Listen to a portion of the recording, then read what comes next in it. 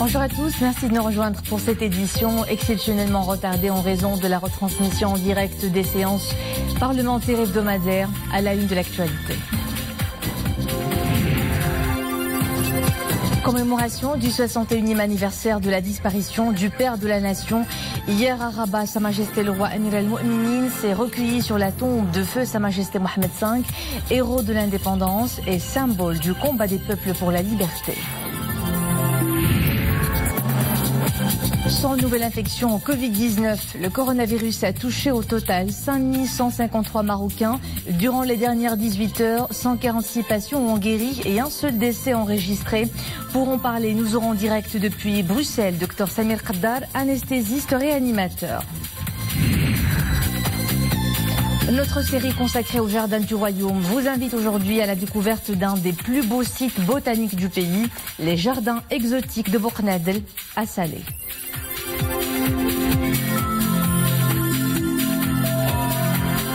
Sa Majesté le roi Mohamed VI Amir al-Mu'minin, accompagné de son Altesse royale le prince héritier Moulay el-Hassan et de son Altesse royale le prince Moulay Rachid, s'est recueilli hier lundi sur la tombe de feu Sa Majesté le roi Mohamed V à l'occasion du 10e jour du mois sacré de Ramadan qui coïncide avec l'anniversaire de la disparition du père de la nation. Que Dieu ait son âme en sa sainte miséricorde.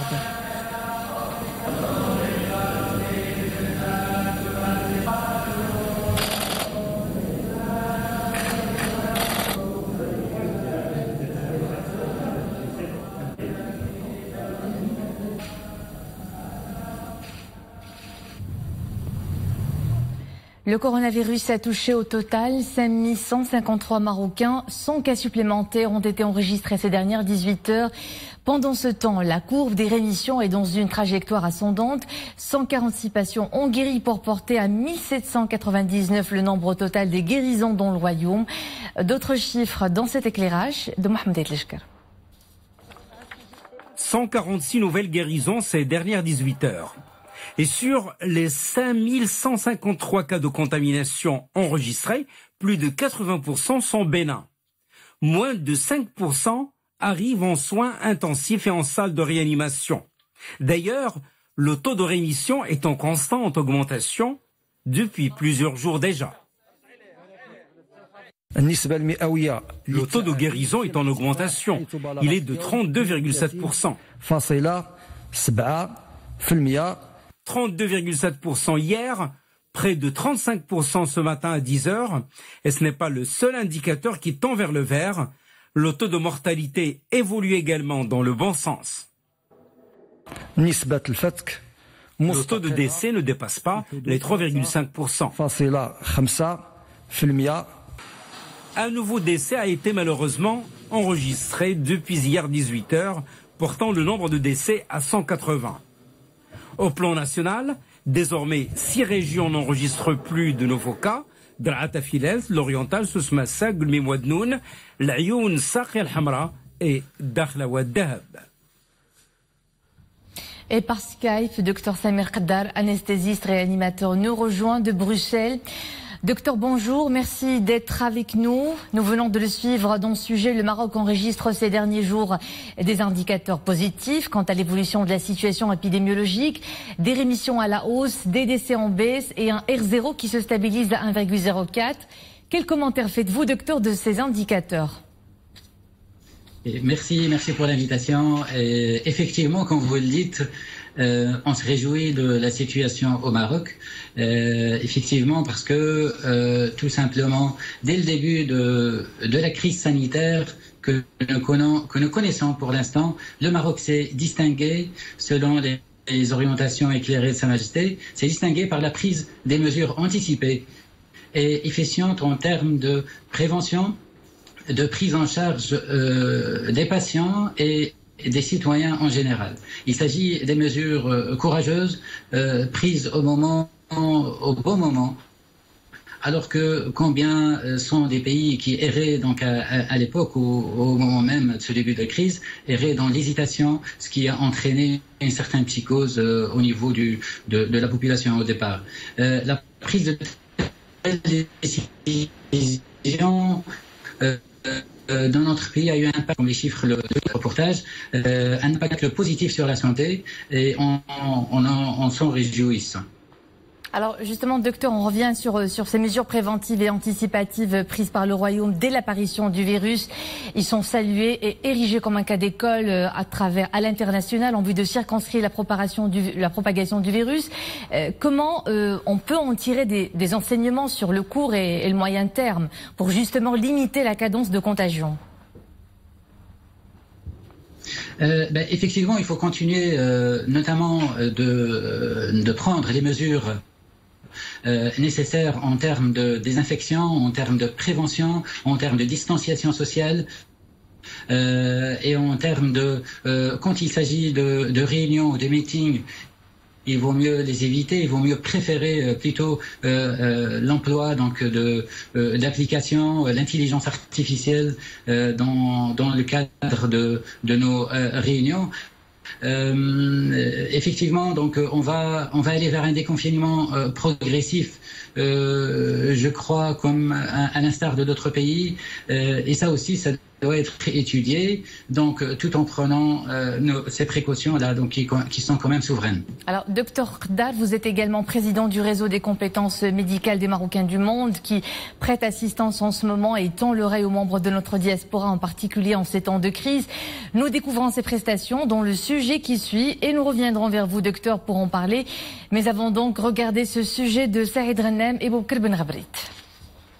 Sur le portail du ministère délégué chargé des Marocains résidant à l'étranger, la liste des numéros téléphoniques de médecins d'origine marocaine exerçant à l'étranger. Leur mission à titre bénévole, apporter assistance aux Marocains du monde à travers des réponses précises concernant le Covid-19 et comment y faire face. Au siège du ministère, le suivi est assuré 7 jours sur 7. Le réseau réunissant des médecins est une plateforme digitale destinée à apporter assistance et répondre aux interrogations des Marocains résidant à l'étranger concernant le Covid-19. Le suivi médical et psychologique des personnes affectées par la maladie est assuré par de nombreuses compétences installées en Europe et aux États-Unis.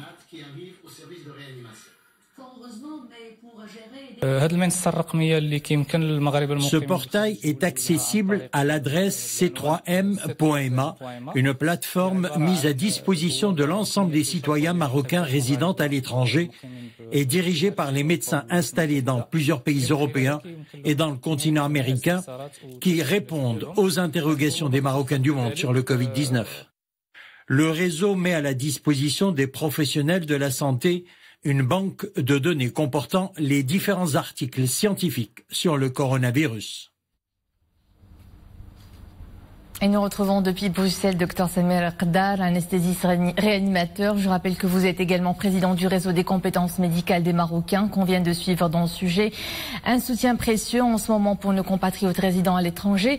Quelle est la raison d'être de cette plateforme d'accompagnement médical, docteur, et comment fonctionne-t-elle?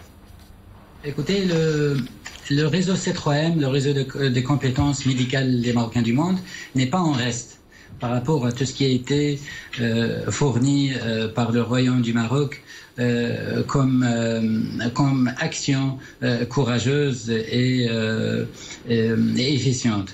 Le réseau C3M, c'est avec le soutien donc du ministère délégué chargé des Marocains résidant à l'étranger, nous avons créé une plateforme numérique de soutien médico-psychologique des Marocains du monde qui s'appelle MEDEL, qui se trouve au niveau, dont l'accès est facile, se trouve au niveau du site C3M, comme ça a été dit par Sebrada, et via la page Facebook. L'accès est facile et tout à fait gratuit. Elle est totalement gratuite.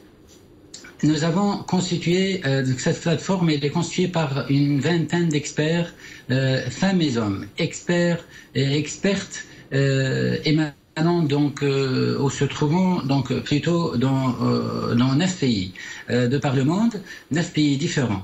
Ils sont des spécialistes, ce sont des médecins psychologues, des médecins psychiatres, des médecins généralistes, et des experts ainsi que des chercheurs et qui se sont rejoints à la plateforme d'une manière spontanée, donc pour prêter main forte à nos concitoyens de par le monde.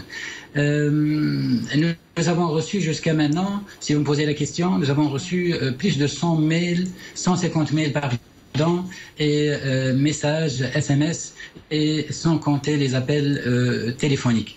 Ces appels téléphoniques on reçoit et puis après on répond. Donc après quelques jours on réévalue la situation. Donc tout ça se fait d'une manière engagée et d'une manière indéfectible. Docteur Samir Qaddar, anesthésiste réanimateur, merci pour cette contribution. Vous étiez en direct depuis Bruxelles par Skype. Autre initiative solidaire en temps de crise sanitaire, nous le verrons cette fois à Bir Jdid, où un centre urbain de santé a bénéficié d'un don en équipements médicaux, un don qui émane de l'association du personnel navigant commercial de l'Aran. Et c'est un reportage de Saïd El-Idessi, Abdelrahman Zian et Sarah Katir. La société civile marocaine se mobilise pour relever le défi de la lutte contre la pandémie liée au Covid-19. Tel ici à Bir Jdid, où des dons en équipements médicaux, générateurs d'oxygène, en produits de désinfection et en masques chirurgicaux ont été remis au centre de santé urbain de Bir Jdid par l'association du personnel navigant commercial relevant de la Royal Air Maroc. Aujourd'hui, l'association, au nom de tout le personnel navigant commercial des chefs de cabine, nous avons décidé de faire des dons en nature à ce centre hospitalier pour accompagner aussi les efforts du ministère de la Santé. Dans ce cadre, nous avons pu avoir des équipements. Ces dons nous seront très utiles dans ce centre de santé qui joue un rôle primordial ici à Bir Jdid et où la mission du centre va de la planification familiale à la vaccination en passant par le centre anti-tuberculose. De telles initiatives renforcent la lutte contre la pandémie Covid-19 dans notre pays, car seule une mobilisation générale et un respect strict des mesures de l'état d'urgence sanitaire peuvent venir à bout de cette pandémie. Et les victimes du Covid-19 sont en hausse à travers le globe. Plus de 250 000 morts et des millions d'infections. En attendant de trouver un vaccin, la vie reprend petit à petit. Dernière annonce en date, la Californie, premier État américain à avoir décrété le confinement, il va commencer à assouplir certaines mesures à la fin de la semaine. En Europe, c'est avec d'immenses précautions qu'une quinzaine d'États ont entrepris d'alléger les mesures de confinement. Les parcs ont rouvert en Italie, des lieux de culte et des musées ont fait de même en Allemagne et des files d'attente se sont formées devant de nombreux salons de coiffure. En Corée du Sud, la saison de baseball débute avec 5 matchs à huis clos, mais le confinement n'est pas à l'ordre du jour partout. L'ouverture des commerces à Montréal a été repoussée d'une semaine en raison du trop faible nombre de lits disponibles dans les hôpitaux et du risque que le déconfinement n'entraîne une augmentation des hospitalisations.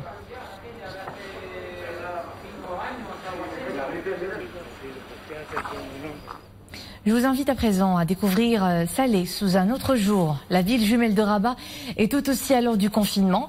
La cité millénaire est silencieuse mais toujours attrayante. Ses contours historiques, ses remparts mythiques et sa médina nostalgique sont les marques des nombreuses civilisations qui l'ont traversée et enrichie. Mounia Marrouchi et Mohamed Souanina nous plongent dans un florilège de sens dans ce reportage.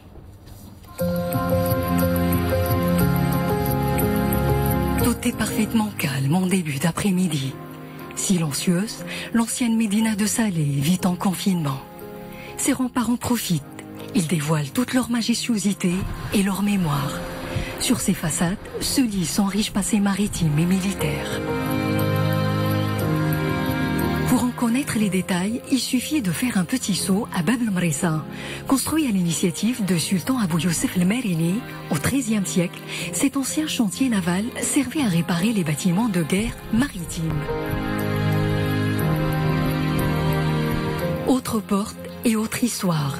Plongé dans le calme du confinement, Bab el-Khmis lui aussi nous rappelle son pouvoir militaire et sa fonction défensive, sous le règne des Almoravides. Partout des portes, partout des monuments qui donnent l'impression de cacher des trésors. Donc découvrir le cœur historique de Salé, c'est voyager dans le temps. Une traversée de plusieurs époques en quelques instants.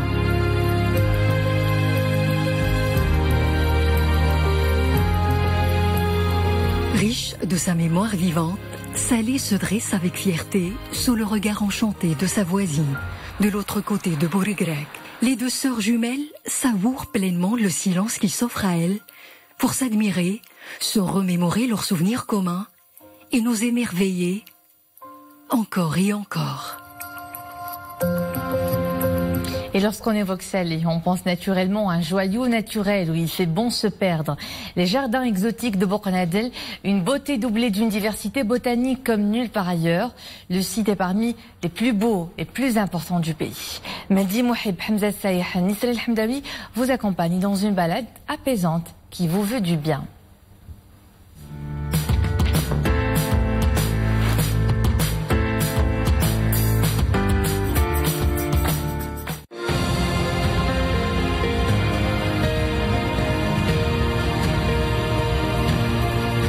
Le génie de la nature n'a pas de limite. Les plus sensibles à cette richesse l'ont entourée d'attention il y a bien longtemps, au point de la sublimer. Si les jardins exotiques de Bournadel apaisent les esprits avec leur palette de couleurs et de créatures rares, c'est en partie grâce à la fibre écologique de leur fondateur, Marcel François, un ingénieur horticole français qui a dessiné les contours de ce havre de paix, sans savoir qu'un jour, ce lieu allait compter parmi les plus beaux jardins du royaume.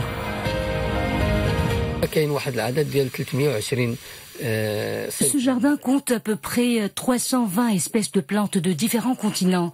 Il abrite une volière qui regroupe 35 espèces d'oiseaux qui ne cessent de se reproduire. Des oiseaux qui proviennent des régions visitées par le fondateur de ces jardins.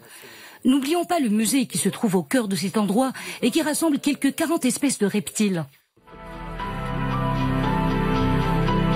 Entre 2003 et 2005, les jardins exotiques de Bournadel se sont vus offrir une cure de jouvence à l'initiative de la Fondation Mohamed VI pour la protection de l'environnement. Ce n'est donc pas pour rien que ce site a été classé patrimoine naturel du Maroc. Depuis, le nombre de ses visiteurs n'a cessé d'augmenter.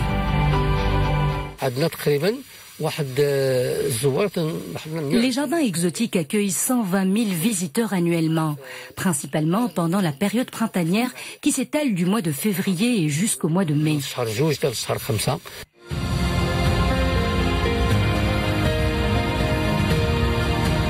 Chaque coin ou recoin de cet espace est une échappée verte.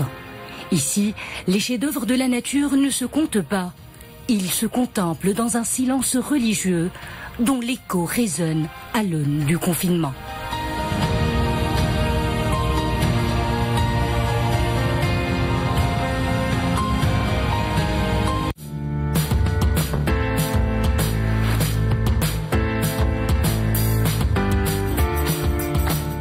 Et sur cette échappée belle, on se quitte. L'info se poursuit en espagnol. Vous retrouvez tout de suite Nisrine Benralem. À demain, passez un bel après-midi.